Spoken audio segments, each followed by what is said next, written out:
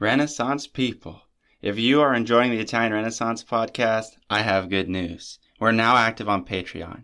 You can show your love for the show by becoming a patron and get access to additional resources, information, and artworks.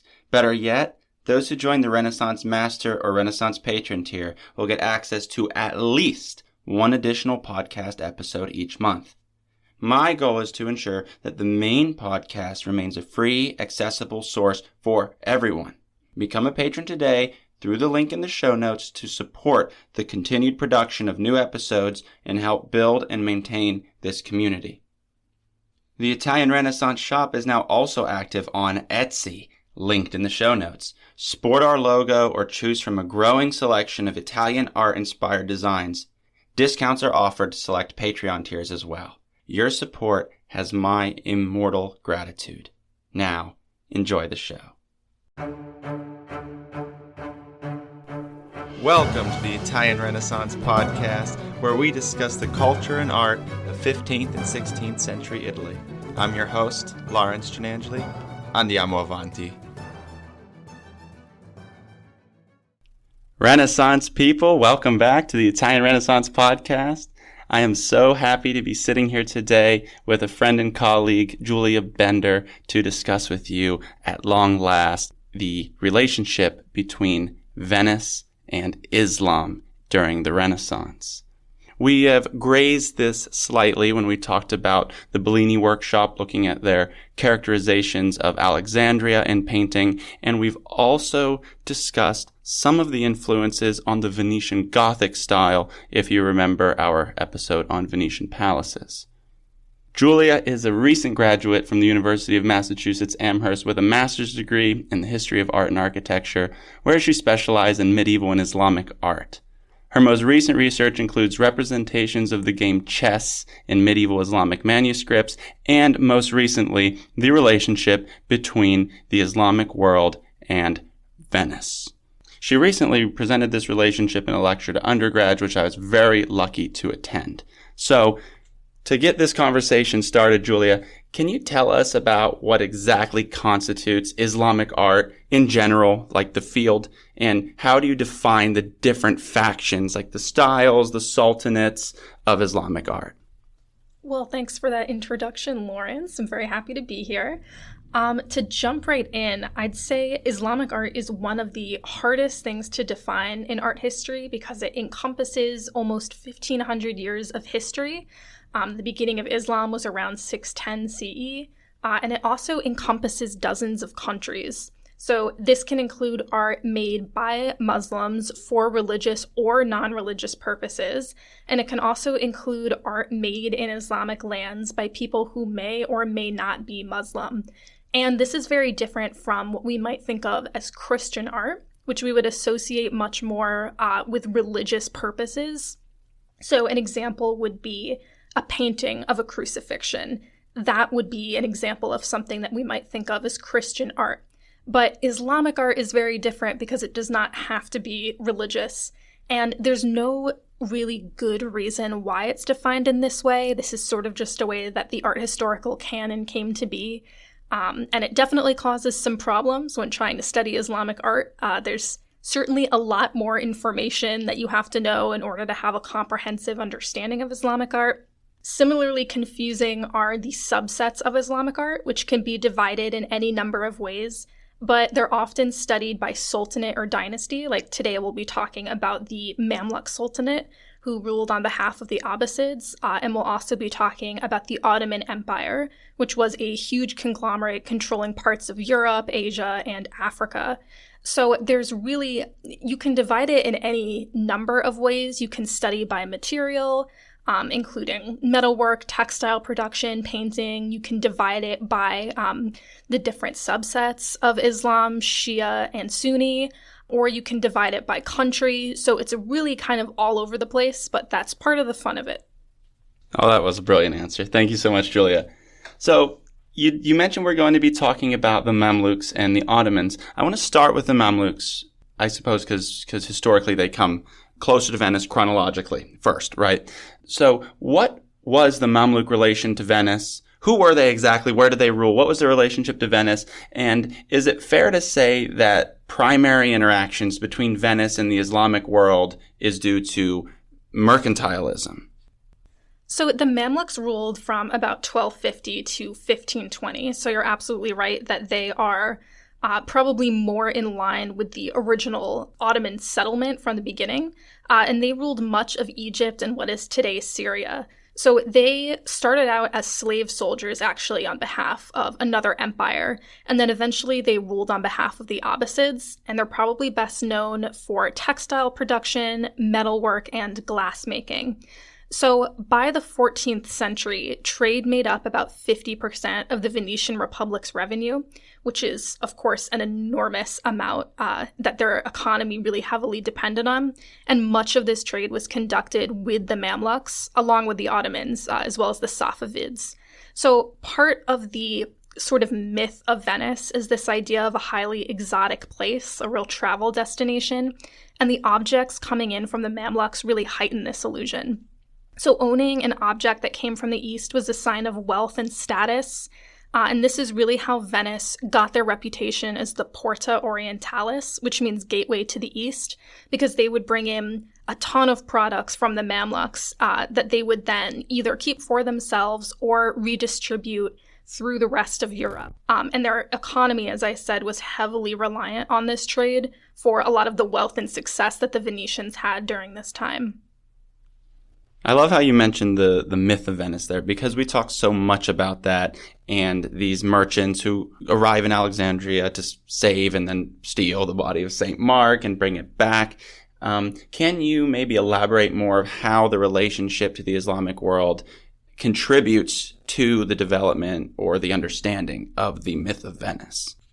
So the myth of Venice really involves the idea that Venice is this sort of exotic and foreign travel destination, which of course can relate to its place on the Grand Tour, and it has this sense of mystery around it.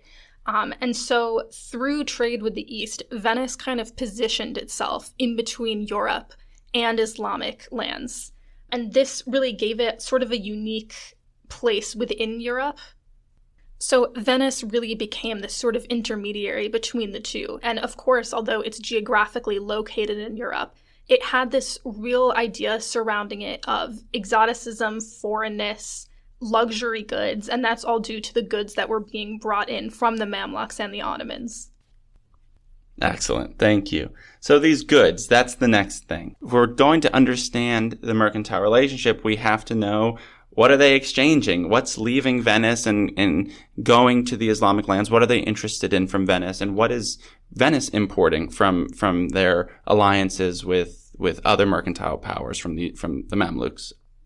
So trade not only brought into Venice more common things like spices, silk, wheat, and ash, but also highly luxurious artworks, which I know we'll talk about a little bit more.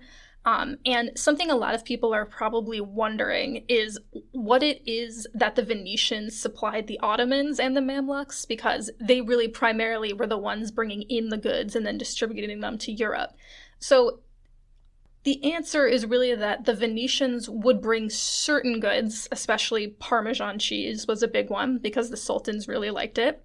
But the Venetians were really used more so for their geographic location because they provided, as I said, the Porta Orientalis, or gateway to the East, so that different merchants from other parts of Italy would travel to Venice and then get the goods that were brought from the East and then distribute them through Italy and the rest of Europe.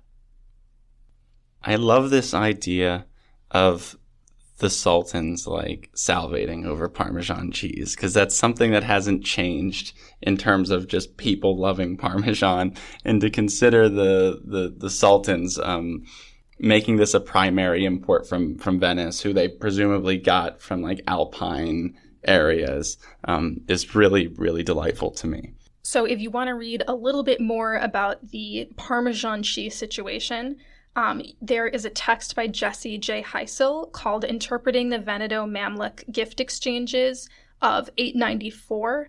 And he has this quote that reads, "Italian cheeses had, over the generations, become a popular, even indispensable food among the Egyptian elite. This, in other words, was dairy diplomacy and a tacit effort to stress the deep culinary, cultural, and economic connections between Venice and Cairo that had developed through generations of mercantile exchange. So Heisel also goes into some other interesting aspects of trade. And it's really interesting, I think, thinking about how there was this really deep cultural exchange, even beyond art history, that we don't often consider. And that includes anything from Parmesan cheese to things like medicinal texts that were also brought into Venice and then disseminated through the rest of Europe. It's a little, I suppose, humorous for me to think about all of these necessary goods being brought in by Islamic traders that are going to influence the technological advances of Europe. Meanwhile, in Egypt, they want the cheese. And that's fantastic. Yeah. That's going to segue nicely into our next bit. Islamic innovation, how these relationships, mercantile relationships, spread actual technology, not just goods, that impact the overall development of technology in Europe and the maritime world. Yeah, so one of the things that we can think about here is the way that the Venetians got to Islamic lands in the first place. So primarily, they would travel from Venice to Istanbul for the Ottomans, as well as Cairo or Alexandria for the Mamluks. And it's funny today thinking about how traveling across the Mediterranean doesn't seem like that big of a deal. You can just take a plane today, or you could take a motorboat. But of course, the Venetians did not have these luxuries, and the travel on boat could take weeks at a time sometimes. So one of the ways that the Venetians would travel is through a boat that was popularized, known as the cog ship. And of course, they don't have motors or engines. They were propelled by sails. And traveling on these boats, going to places like Alexandria, could take sometimes a month or longer. So these were really long, often perilous journeys, and the ships often had doctors, musicians, cooks, priests, etc. Anything the Venetians would need to stay comfortable on these travels. And something that I always find really interesting is studying the astrolabes that were used. And these are really complicated devices, super, super complex. And they're composed of a series of metal discs that kind of intertwine with one another. And they often had over 1,000 uses. One of the uses was to navigate the sea. So there are many examples surviving of this, and there's also charts kind of explaining how they can be used. It's super complicated in mathematics, so I am, of course, not the right person to explain how they're used, but there's a really beautiful example of one of them at the Met that people can look at. So it was inventions like this that really propelled the Venetians to expand their trade in the East. But then there were also a lot of inventions that were brought from Islamic lands back to Venice. I think the most interesting of which are medical texts, which has been a real interest of mine in the past 2 years studying in graduate school, because medical texts have a really long and complex history in Islam. Islamic lands had hospitals hundreds of years before the Europeans did, and were developing medicines and all sorts of treatments for different ailments and writing down these things. And so one of these texts, the original one by Ibn Sina, was brought over to Venice and then translated into Latin and then disseminated throughout the rest of Europe. And that was really the beginning of a lot of medical studies in Europe that we honestly still use today. So there are a whole number of really fascinating exchanges, even beyond the art world, that can be studied between the intermingling of these two cultures. That's wonderful. Do you recall by any chance what century that text is from? So Ibn Sina lived in the 11th century, and he was really what we may consider the father of modern medicine. And he wrote down really fascinating, complicated beliefs on medicine and treatment of ailments. And so his text was copied over and over throughout time, by hand, of course, because this was before the printing press. And then eventually, when the Venetians and the Islamic land started trading with one another, this was a major thing that was brought over into Europe. So just to clarify, so the cog ship is a Venetian vessel, but the astrolabe itself is an Islamic invention used by the Venetians for navigation. The astrolabe that the Venetians were using was a derivative of one that was used in Islamic lands, but the astrolabe actually goes back hundreds of years to the Hellenistic era, so it's something that was kind of invented and worked upon over and over again throughout time. The astrolabe was developed by the Islamic lands, and that's what Venetians were using, but the invention actually goes back to Hellenistic times. Perfect, thank you. So the Mamluks do not survive into the High Renaissance in Venice. They're absorbed by the Ottomans. And the Ottoman Empire is the longest reigning empire of all of the Islamic sultanates, correct? Very close, 600-something years. They begin around 1300, and they're dissolved in the early 20th century, right after World War I. So we're talking a very long reign for the Ottoman Empire. So in the 1400s, we have the Mamluks as major Mediterranean powers. And then after the fall of Constantinople in 1453, we've talked about that a lot, guys, the Ottomans under Mehmed II become even more prominent on the Mediterranean. They absorb the Mamluk Sultanate by 1517, taking full control of the Eastern Mediterranean. So, Julia, how does Venetian mercantile power change with the rise of the Ottoman Empire from around the 1430s and into the 16th century?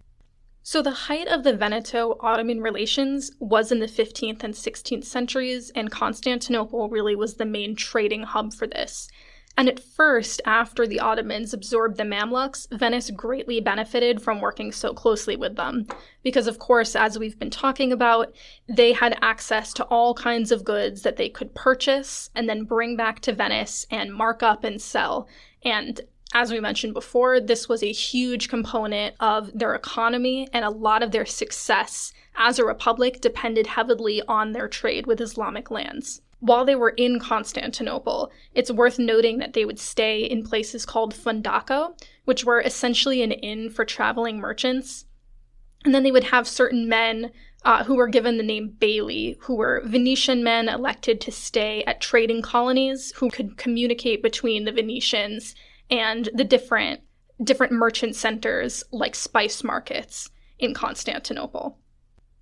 So returning to the idea of how the Venetians benefited, of course they benefited financially, but then you can start thinking about how big the Ottomans were as an empire compared to how small the Venetian Republic really was in the broader scheme of this time period.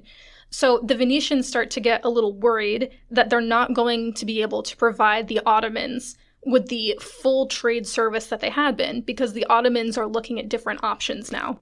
One of the places they would look is Padua, which was also a trading center and another place that the Ottomans could go. So now that the Ottomans are starting to recognize that they have other options for trade, the Venetians get very nervous, because if trade is not going through them, their economy would really collapse, and it would be really bad for the Republic and their broader standing in the world. So one of the ways that the Venetians try to combat this is by offering the Ottoman Empire things like printed goods.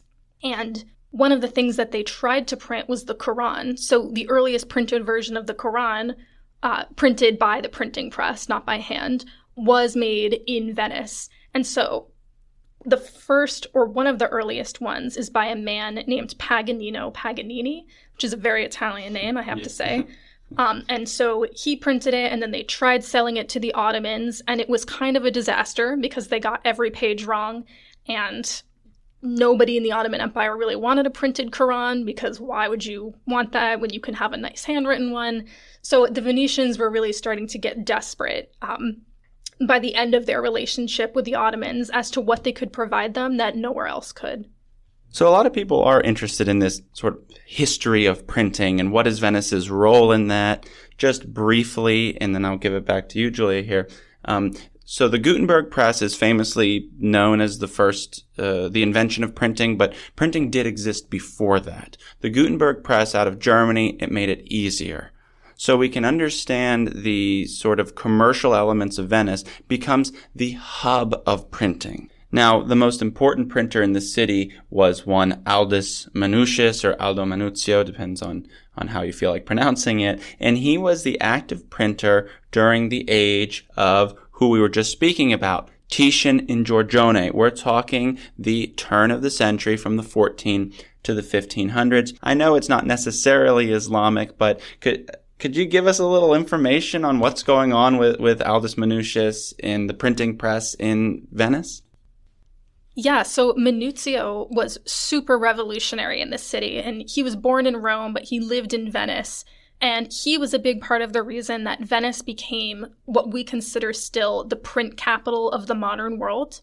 So by 1500, there were about 150 printing presses in the city of Venice, and they were at the forefront of publishing and disseminating really important information. Like, you can think of Marco Polo's travels. Part of the reason that Marco Polo is still very famous is because his travels were written down and then printed over and over again.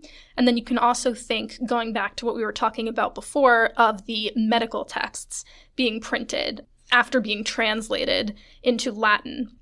So this period it's hard to compare it to something in the contemporary world, but you can think of it as being on par with something like the invention of the internet, just an explosion of dissemination of information, and it's a really fascinating period of history.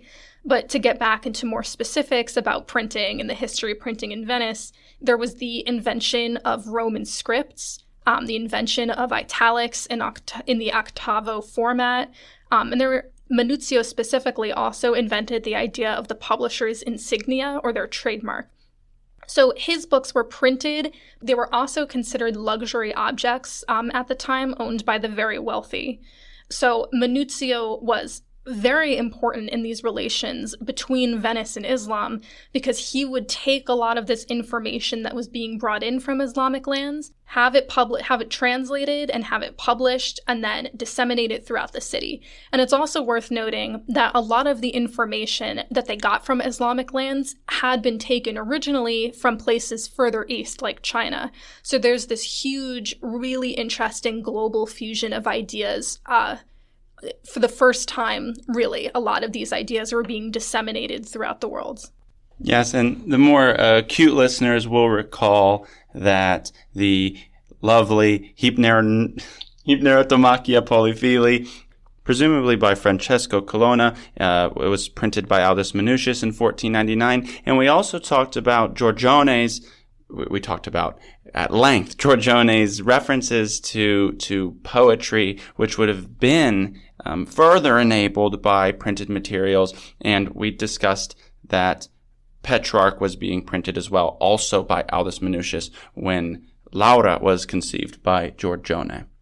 He invented italics, what we use today. Is that true? So one of the things that Manuzio did was he studied ancient Roman texts and inscriptions, and he changed the Gothic script into a new style of lettering, which we really still use today. I always think it's so fascinating looking back at these really distant periods of history and seeing what has survived from them. And it's just really kind of surprising and funny that font is one of the things that remains really prominent in society today. Now, in your introduction, I did, of course, say that you spent a lot of time studying medieval art as well, and presumably medieval manuscripts. So the Gothic minim, it's called, right? The upstroke of a pen. It's like the same on every letter. So if you're trying to read like a high medieval Gothic text, it just looks like a bunch of lines. And are you familiar with what I'm talking about? Yeah. Do you struggle with that too? So to summarize that, reading high Gothic script sucks. And Aldus Manutius reinvented the way those letters are printed, so that revive them from Rome, so that it was easier to read, because it was hard for them too.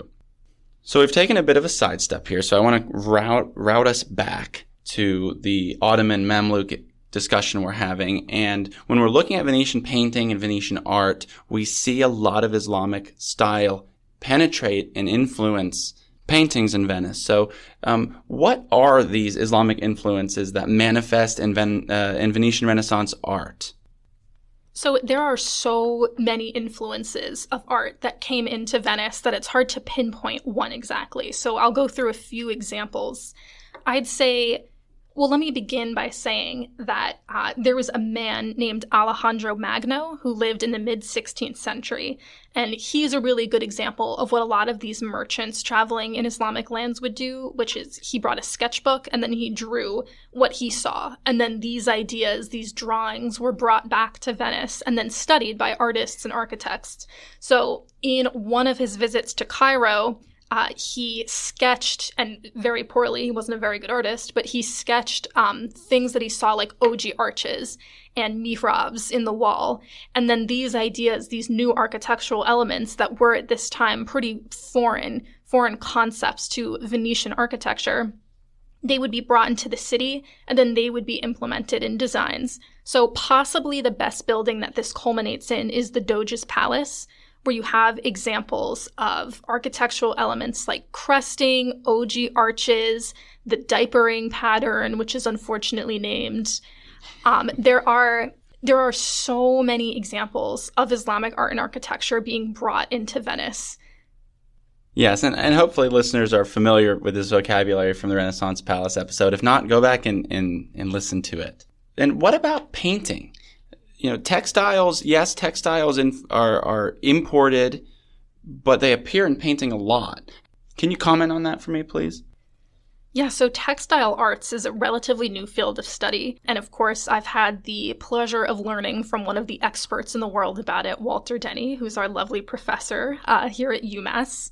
And a lot of what we talked about is how carpets would be brought into Venice not only in their physical form and used on the floor and wall coverings of Venetian homes, but they were often painted in luxurious paintings. So what comes to mind is a painting by a man named Alejandro Bonvicino. So in the early 16th century, there's a painting that he did called Portrait of a Man. I believe the man is unidentified. We don't know exactly who he is. But in this painting, you see things indicating his status. So he's looking directly at the viewer in a very austere and serious manner. There's a beautiful landscape behind him with rolling hills and kind of lavish scenery. He's holding a pen and paper, signifying his ability to read and write, of course, and his prominence in society. And then, interestingly, what we see in the foreground is an oriental carpet that likely was a real carpet that existed, that this man did own, that was painted. And the carpet's not just there for its aesthetic value, it's there to signal that he's wealthy and is wealthy enough to collect objects like this and have them in his presence. So you can really think of these kind of objects as being signals of importance within society. That's really interesting. So it's like this. The mercantile relationships between Venice and the Ottomans, more or less, but the Mamluks as well, produces a type of materiality that exists in Venetian culture that is Islamic. Carpets, textiles, metalwork, this sort of thing. And then those elements and the style of them get integrated into paintings to show wealth, so that Islamic style and Islamic materiality becomes a component of Venetian painting. Does that sound accurate to you? Yeah, that's exactly right. And this relates perfectly to what we were talking about before, this idea of the myth of Venice, which, as we were saying, relates heavily to this sort of exoticism and lavishness. So these carpets were really big factors in disseminating that view of Venice throughout the rest of Europe. And just an important side note to that, I imagine that this has to happen alongside the explosion of interest in oil painting in Venice, because I don't think you'd be able to really capture the materiality of the different textiles, the sheen, the glimmer, or the flatness without being able to work oil paints. And we discussed how Venice developed oil paint in relation to Netherlandish and Sicilian painting, etc., under the Bellini workshop. So this is all interacting with a much larger scheme that has to do with painting materials, mercantilism, printing, right? Exchanges of inventions and concepts and goods and cheese, right? Oh, very good. Yeah, you're absolutely right about that. And thinking about oil painting in this context, There are a number of paintings that we can look at, and if you look super closely, often with a magnifying glass, you can see the specific kind of knot used in the production of the carpet, which is just unbelievable to think about the amount of detail that went into painting these and capturing the reality, the essence of the carpet.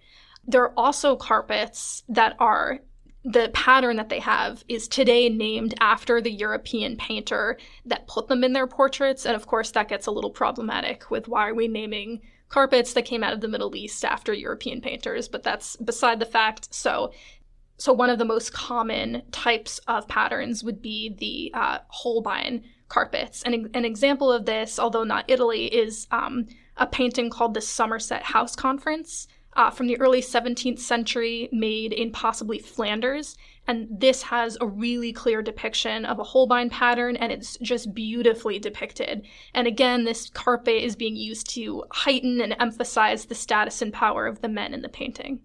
So in addition to the fun bit that Islamic patterns are being named based on European painters, Islamic art scholars can actually identify a possible origin based on the carpet patterns, correct? That you use carpet patterns as part of your art historical practice, right?